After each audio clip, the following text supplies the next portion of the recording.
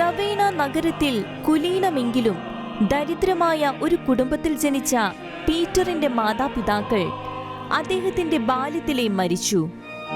ദൈവഭക്തിയുള്ളവനും അതീവ സമർത്ഥനുമായിരുന്ന പീറ്റർ ഞെരുക്കങ്ങൾക്കിടയിലും വിദ്യാഭ്യാസം പൂർത്തിയാക്കി 25-ാം വയസ്സിൽ അധ്യാപനത്തിൽ പ്രവേശിച്ചു.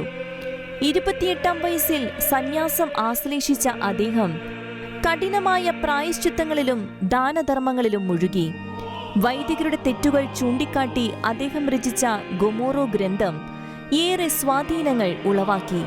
1057-ൽ ഓസ്ട്രിയയിലെ കർദിനാളായ അദ്ദേഹം ശീഷ്മക്കാരെയും കലഹപ്രിയരെയും വേണ്ടവിധം ധീരതയോടെ കൈകാര്യം ചെയ്തു. തീവ്രമായ പരിശ്രമങ്ങളിലൂടെ അനേകരെ തിരുസഭയുമായി രമ്യതപ്പെടുത്തിയ അദ്ദേഹം 1072 ഫെബ്രുവരി 21-ന് തന്റെ നിത്യസമ്മാനത്തിനായി വിളിക്കപ്പെട്ടു.